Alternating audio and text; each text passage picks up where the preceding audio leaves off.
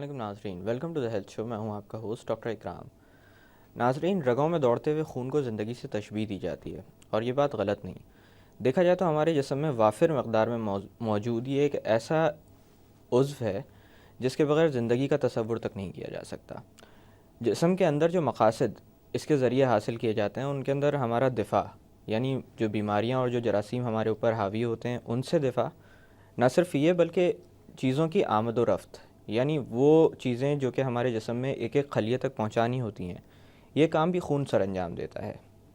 آج ہم بات کریں گے خون کی کمی یا انیمیا کے متعلق، اور آج کے اس موضوع پر بات کرنے کے لیے بطور مہمان ہمارے اسٹوڈیو میں موجود ہیں ڈاکٹر حنا قریشی، جو کہ کنسلٹنٹ ہیماٹولوجسٹ ہیں اور جن کا تعلق کڈنی سینٹر ہاسپٹل سے ہے۔ آئیے ان سے بات کرتے ہیں۔ السلام علیکم ڈاکٹر صاحب۔ وعلیکم السلام۔ کیسے ہیں آپ؟ الحمدللہ رب العالمین۔ ڈاکٹر صاحب، انیمیا کا جب بھی تذکرہ آتا ہے، ہیموگلوبن کا نام اکثر و بیشتر سامنے آ رہا ہوتا ہے۔ پہلے تو میں ایک چیز جو آپ سے جاننا چاہوں گا کہ خون کے مختلف حصے ہوتے ہیں، سرخ ذرات، سفید ذرات، جن کا مدافعت سے زیادہ تعلق ہوتا ہے۔ اس کے علاوہ پلیٹلیٹس کافی مشہور ہو چکے ہیں اب جب سے ڈینگی کا معاملہ سامنے آیا۔ بالکل۔ تو خون کے کس حصے کی کمی کو انیمیا کہا جاتا ہے، یا پورے خون کی بات کی جاتی ہے؟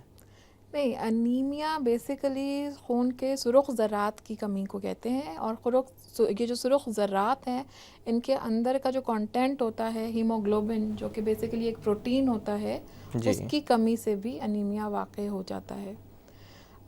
جیسے کہ آپ نے ذکر کیا کہ خون ہمارے جسم کے اندر ایک ایسا دوڑتا ہوا سیال ہے جو ہمارے جسم کے لیے دفاع کا بھی کام کرتا ہے، تو بہت ساری چیزوں کے ٹرانسپورٹ میکینزم بھی اسی سے ریلیٹڈ ہے۔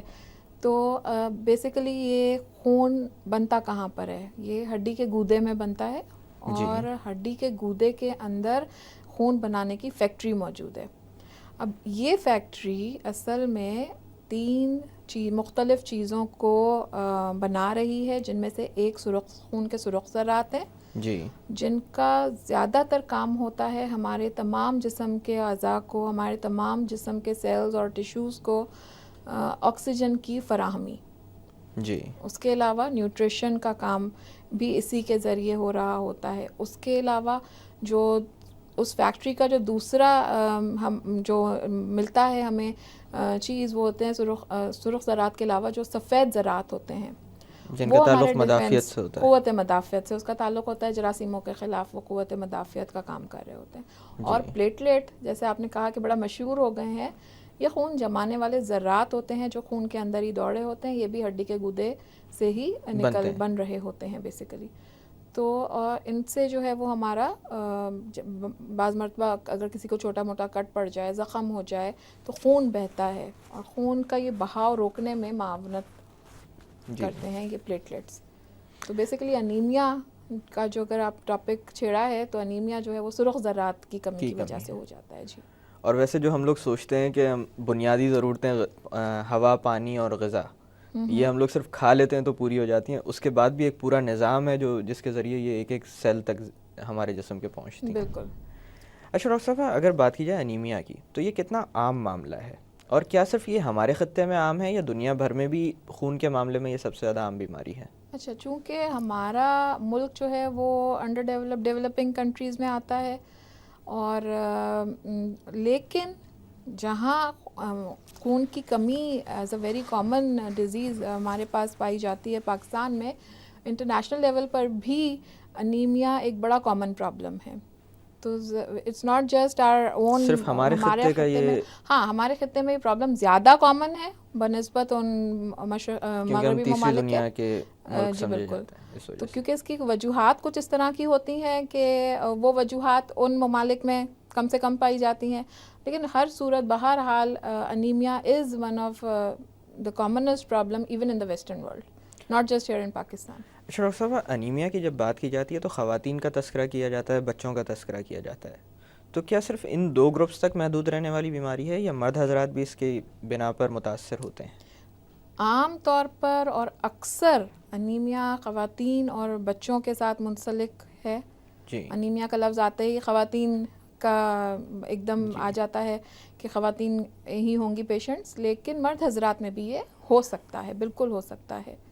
جی، کیا انسان کی مطلب روزمرہ کی زندگی کے اوپر بھی اس بات کا دار و مدار ہوتا ہے، یا کوئی ایسے لوگ ہوتے ہیں جن کی بیماریوں کی بنا پر ان میں زیادہ امکان ہو کہ انیمیا سامنے آئے؟ بالکل جیسے عام طور پر اگر ذکر کیا جائے کہ ہمارے اپنے جو ڈائٹری فیکٹرز ہیں، ہمارے انوائرمنٹل فیکٹرز ہیں، یہ سب اثر انداز ہوتے ہیں ہمارے بون میرو کی پروڈکشن پر. اگر ہماری ڈائٹ میں وہ اجزات ہوں ہی نہ جو ہمارے اس ہڈی کے گودے یا وہ فیکٹری جس کا میں نے ذکر کیا اس فیکٹری کو چلانے کے لیے چیز نہ ہو تو ظاہر سی بات ہے ہر چیز متاثر ہوتی ہے. تو yes definitely environmental factors, dietary factors, عام بیماریاں، یہ ساری چیزیں جو ہیں یہ ہڈی کے گودے پر اثر انداز ہوتی ہیں. اچھا ڈاکٹر صاحبہ، کیا انیمیا کی بنا پر سرخ ذرات یا سرخ خلیے جو ہوتے ہیں خون کے، ان کی وضاحت بھی تبدیل ہو سکتی ہے؟ جی بالکل، آپ نے اچھا سوال کیا. یہ ایکچولی ہم لوگ جب انیمیا کے پیشنٹ کو دیکھتے ہیں تو ہمارے ذہن میں ایک کلاسیفیکیشن ہوتی ہے باقاعدہ انیمیا کی، اور اس کلاسیفیکیشن کے ذریعے ہی ہم پیشنٹ کو ڈائگنوز کر رہے ہوتے ہیں. اور جو بیسک ڈائگنوسس ہے یا بیسک کلاسیفیکیشن ہے انیمیا کی، وہ اسی چیز پر، اس کی ساخت پر ڈپینڈ کرتی ہے، اس کی مارفالوجی پر. آر بی سی جو سرخ ذرات ہوتے ہیں یا وہ بالکل ایک دم سے چھوٹے ہو جاتے ہیں، یا وہ بہت بڑے سائز کے ہو جاتے ہیں، یا وہ نارمل رہتے ہیں لیکن اس کے باوجود خون کی کمی آ رہی ہوتی ہے. تو کلاسیفیکیشن میں یہ 3-4 وہ چیزیں ہیں جن کو دیکھا جاتا ہے، جس کی وجہ سے ہم انیمیا کی کاز یعنی کہ کیا وجہ ہے انیمیا کی، اور وہ آئیڈینٹیفائی کرنے کی کوشش کر رہے ہوتے ہیں. میں نے آپ سے شروع میں ذکر کیا تھا کہ ہیموگلوبن سرخ ذرات کا حصہ ہوتا ہے. ہیموگلوبن وہ پروٹین ہے جو بیسیکلی آکسیجن فراہم کر رہا ہوتا ہے ٹیشوز اور سیل کو. اس ہیموگلوبن، یہ سرخ ذرے کا جو سائز ہوتا ہے، اگر سرخ ذرے کا سائز چھوٹا اور ہیموگلوبن کی کوانٹٹی کم ہو جائے اس سرخ ذرے کے اندر، تو ہم ایسے انیمیاز کو ہائپوکرومک مائکروسیٹک انیمیاز کا نام دیتے ہیں. اور اس کی بالکل الگ وجوہات ہوتی ہیں بنسبت ان انیمیاز کے جن میں سرخ ذرے کی سائز بڑا ہو جاتا ہے.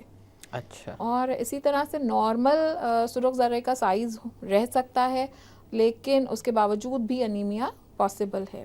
جیسے میں نے آپ کو شروع میں بتایا کہ ہڈی کا گودا فیکٹری ہے یہ خلیے بنانے کی، تو وجوہات یہی ہو سکتی ہے، یا تو ہڈی کا گودا فیل ہو جائے، یا ہڈی کے گودے میں وہ نیوٹریشنز یا وہ اجزات نہ ہوں، ڈائٹری ڈیفیشنسی یا کسی اور وجہ سے جس کی وجہ سے خون بن رہا ہوتا ہے.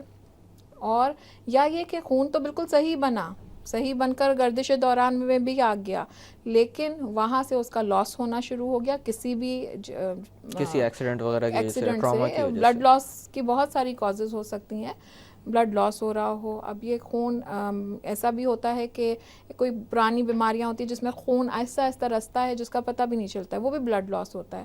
یا خون آ گیا رگوں میں اور وہاں پر ٹوٹ رہا ہو، ہیمولیٹک انیمیاز کا نام دیتے ہیں ان کو. تو اس طرح کی اور بھی بہت ساری کازز ہوتی ہیں، اور یہ ساخت کی وجہ سے ہی ہم مائکروسکوپ پر بیسیکلی ایک ٹیسٹ ہوتا ہے جس کو CBC کہتے ہیں یا complete blood count.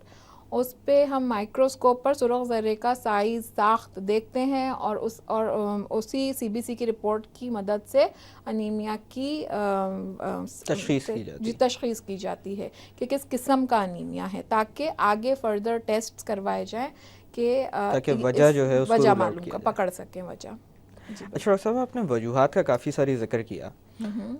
Clinical practice میں یا جیسے کہ آپ مریض دیکھتی ہوں گی یہاں پہ، کون سی ایسی وجہ ہے جو زیادہ تر سامنے آتی رہتی ہے؟ سب سے most commonest, and again not just in Pakistan, all over the world the most commonest جو ہے وہ آئرن ڈیفیشنسی انیمیا ہوتا ہے. یعنی فولاد کی کمی. اگر فولاد کی کمی ہو جاتی ہے تو یہ ہائپوکرومک مائکروسیٹک ٹائپ آف انیمیا ہو جاتا ہے، اس سے جس میں سائز بھی چھوٹا ہو جاتا ہے سرخ خلیوں کا، اور ہیموگلوبن بھی کم ہو جاتا ہے. بالکل جی. ڈاکٹر صاحب یہاں پر تھوڑی دیر کے لیے باتوں کا سلسلہ روکتے ہیں.